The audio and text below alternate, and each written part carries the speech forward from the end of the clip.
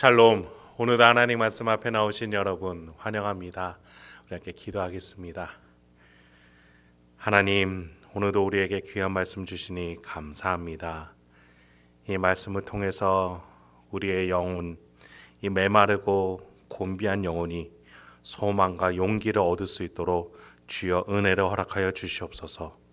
하나님께서 역사하시면 메마른 뼈와 같은 나의 영혼이 생명력이 넘치고 소망이 넘치는 존재가 될 수 있사오니 주여 이 시간에 말씀을 허락하여 주시옵소서.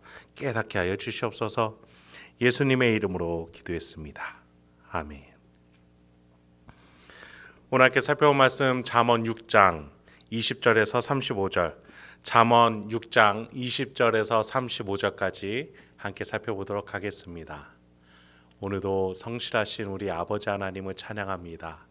우리 아버지께서 우리를 구원의 길로 인도하시기 위해서 오늘도 저와 여러분에게 하늘이 주는 지혜, 천국이 주는 지혜로 우리의 인생을 인도해 주실 줄 믿습니다. 솔로몬은 계속해서 우리에게 음녀에 관해서 주의할 것을 당부해 왔죠. 육신적 정절을 지키는 것이었습니다. 그런데 이것은 하나님 나라의 질서에 참여하게끔 하는 것이라는 더 진중하고도 근본적인 의도가 담겨져 있었습니다. 반대로 하나님 나라 질서에 참여하지 않는 자, 즉 음녀와 함께하고는 하는 자, 그들은 탐욕과 또 욕망에 불타오르기 때문에 한 가지의 질서, 정리정돈되어 있는 질서가 아니라 이것저것에 발을 담그면서 이리저리 감정에만 휘둘리고 욕망에만 휘둘리는 자라고 우리에게 가르침을 주었습니다. 오늘 본문에서도 하나님 나라 질서 안에서의 지혜를 구하면서 살아갈 것인지 아니면 그 질서 밖에서 탐욕에 불타는 인생을 살 것인지에 대해서 오늘 솔로몬은 아비의 입장에서 우리에게 절실하게 말해주고 있습니다. 본문 20절부터 21절 먼저 보겠습니다. 내 아들아, 내 아비의 명령을 지키며 내 어미의 법을 떠나지 말고 그것을 항상 내 마음에 새기며 내 목에 매라. 여러분, 솔로몬은 이 지혜, 하나님 나라 질서에 참여함으로써 얻는 지혜가 결코 취사 선택의 문제가 아니라고 말해줍니다.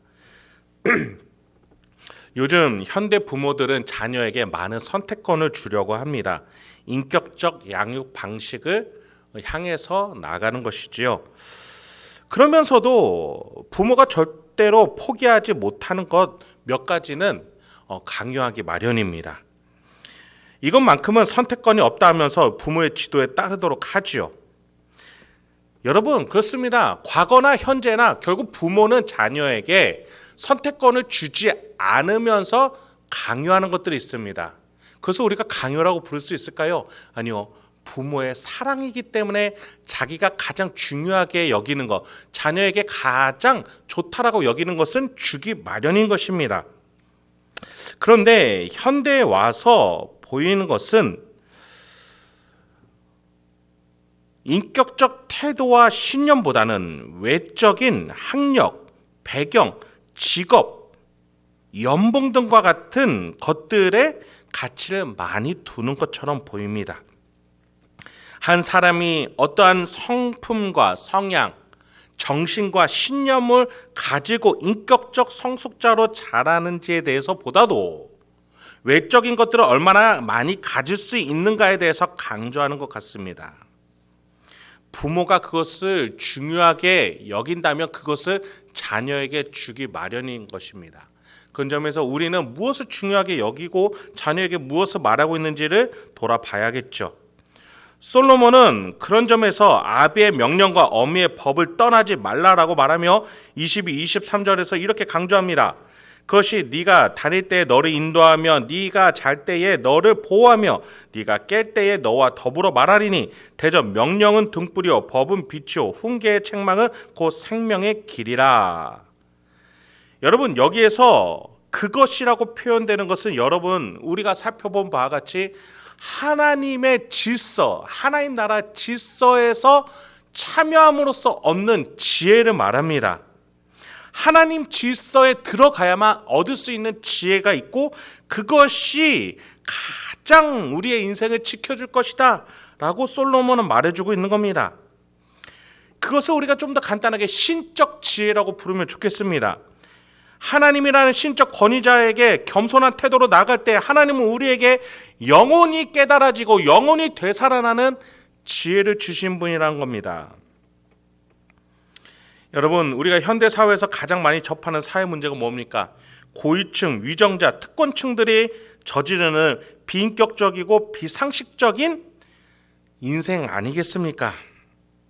여기서 우리는 결론을 내릴 수 있어요. 인간은 결코 외적인 것들로 행복할 수 없다는 겁니다.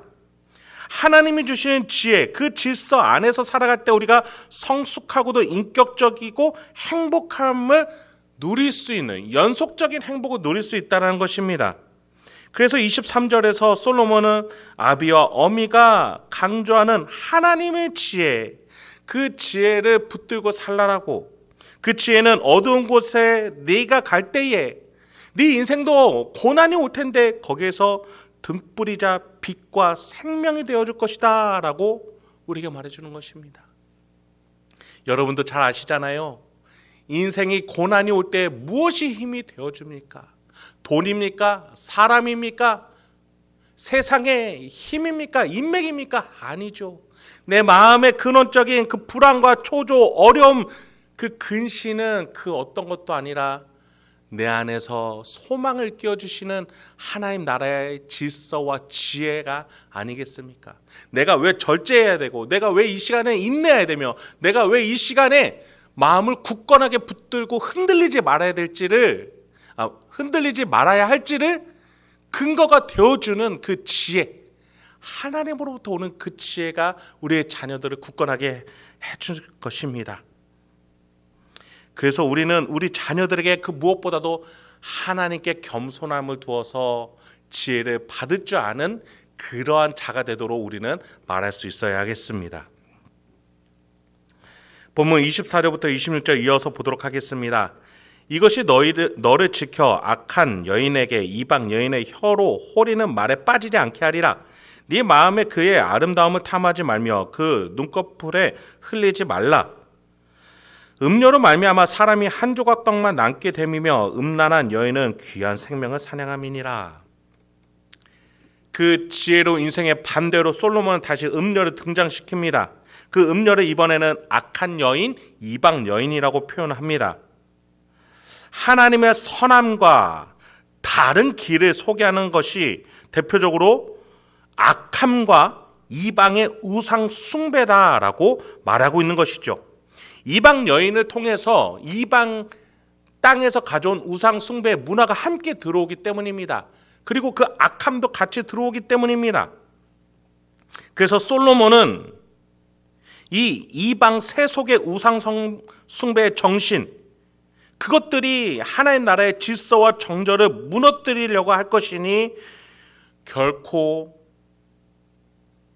그 지혜를 향한 마음을 거두지 말라라고 우리에게 경고해 주고 있는 것이지요. 게다가 솔로몬은 음료로 말미암아 사람이 한 조각 떡만 남게 될 것이다, 망하게 될 것이다 라고 말해주고 있어요. 우리가 그간 하나님 나라 질서에서 쌓아온 가정과 직장과 일상에서의 하나님의 천국, 하나님 만들어 놓으신 그 천국이 무너지지 않게 하려면, 그것을 빼앗기지 않으려면 이 우상 숭배와 악함의 세속적인 정신을 가려낼 줄 알고 또 방어할 줄 알아야 된다라고 말해주고 있는 것이죠. 여러분, 물론 하나님의 천국은 결코 망하지 않고 뺏기지 않습니다. 나에게서 거둬져 갈 뿐인 것이죠.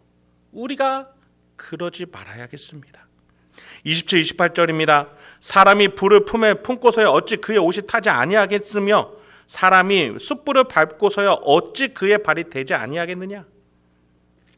여러분, 불이 옷에 붙으면 그 불이 전체 옷을 불태우는 건 당연한 것입니다.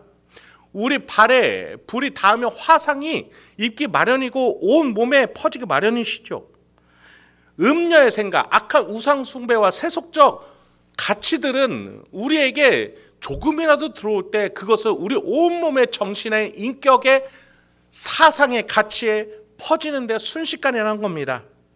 그래서 예수님은 바리새인들의 생각, 서기관들의 외식적인 행위에 대해서 누룩이라고 표현하시면서 그 적은 누룩이 퍼질까 조심하라라고 가르침도 주시기도 하셨던 것입니다. 29절부터 31절 보도록 하겠습니다. 남의 아내와 통관하는 자도 이와 같을 것이라. 그를 만지는 자마다 벌을 면하지 못하리라.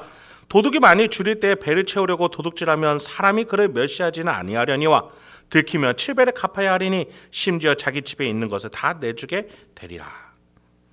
여러분, 여기서 솔로몬이요 갑자기 이 음녀와 간통하는 자를 하나로 묶어서 무엇과 비교하고 있습니까?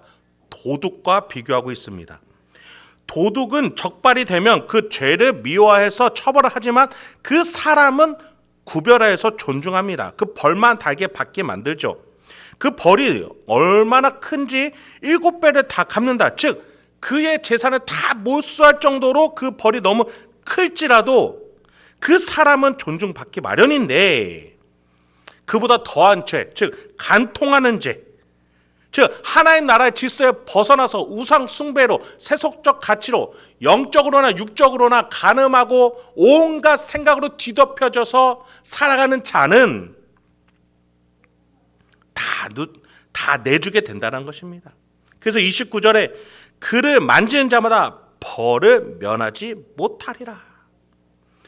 누룩이 다른 곳에 퍼지듯이 남의 아내와 통관하는, 즉 하나님 나라의 질서에 벗어나는 자도 이와 같다라는 거예요. 그를 만지는 자마다 벌을 면하지 못하리라. 만지면은 그 부정함이 옮겨가듯이 그 통과하는 자와 함께하는 자도 그 죄가 퍼져가는 겁니다. 여러분, 여기서 성적 영역에서 무질서한 자, 불순종하며 탐욕대로 이끌려가는 자의 확장의 무서움을 솔로몬은 절실하게 말해주고 경고해주고 있는 것입니다. 이 사람들 향해서 32절에 자기의 영혼을 망하게 하는 자다라고 말하고 있습니다. 33절에서는 부끄러움을 씻을 수 없게 된다라고 말하고 있습니다. 더 나아가 34절부터 35절까지는 그녀의 남편은 분노하여 원수를 갚는 날에 용서하지 않을 것이며 어떠한 보상으로도 이것이 해결되지 못할 것임을, 즉 해결할 수 없는 죄라는 것을 말해주고 있습니다. 왜입니까? 도둑질은 되갚으면 됩니다. 더 많은 피해 보상 금액을 주면은 해결할 수 있는, 합의할 수 있는 여지가 있습니다. 그러나 하나님 나라의 질서에서 특히 결혼 제도를 깨버리는 이 간통, 이것은 한 사람과 한 사람과의 관계, 거기에다 신앙인은 하나님 안에서의 결혼을 믿고 있기 때문에 이 모든 관계와 신뢰가 깨지는 것이기 때문에 이것은 결코 물질로서 보상과 회복이 있을 수 없음을 경고해주고 있는 것입니다. 즉 하나님 나라의 질서를 깨뜨리는, 이것은 결코 용서받을 수 없음을 우리에게 주시해주고 있는 것이죠. 여러분, 여기에서 솔로몬의 절실함이 보입니다. 특히나 3천여 명의 궁녀를 두며 정력 결혼으로 나아갔던 그 솔로몬이 그것이 얼마나 헛된 일인 것인지를 우리에게 말해주면서 하나님 나라 질서 안에서 음녀에게 나가지 아니하고 한 아내와 한 남편이 그 질서 안에서 지혜를 구하면서 살아가는 것에 대한 중요성을 우리에게 말해주고 있습니다. 여러분, 오늘도 여러분 어떻게 살아가고자 하십니까? 이것이 결혼의 중요성 또는 정절의 중요성만 강조하는 것이 아니라고 말씀을 드렸습니다. 하나님 나라 질서 안에 들어가 내가 그 질서 안에서 얻는 그 지혜를 가지고 살아가는 것이라고 말씀드렸습니다. 우리의 영혼이 세속적 가치에 농락당해서는 안 되겠습니다. 우리의 믿음이 세상의 거짓말로 흔들려서는 안 되겠습니다. 우리는 예수 그리스도의 신부로서 또 내가 가정을 수호하는 자로서 하나님 나라 질서 안에서 정절과 인내와 성령의 열매들을 가지고 하나님이 주시는 지혜로 오늘도 살아가야 될 줄 믿습니다. 그 순결한 신부로서의 삶을 오늘도 살아내시면서 하나님이 주시는 풍성한 지혜를 오늘도 누리시길 주님의 이름으로 축원드립니다. 함께 기도하도록 하겠습니다. 하나님, 오늘도 우리에게 귀한 말씀을 주시니 감사합니다. 오늘도 이 말씀을 통해서 다시 한번 우리의 삶의 태도를 재정비하게 하여 주시고 오늘도 하나님 나라 질서로 뛰어들어가 하나님이 주시는 지혜, 그 천국이 주는 그 지혜로 오늘도 이 세상에서 빛과 소금의 역할 감당할 수 있도록 우리 성도인들의 삶 하나하나 붙잡아 주시옵소서. 이 모든 말씀 예수님의 이름으로 기도했습니다. 아멘.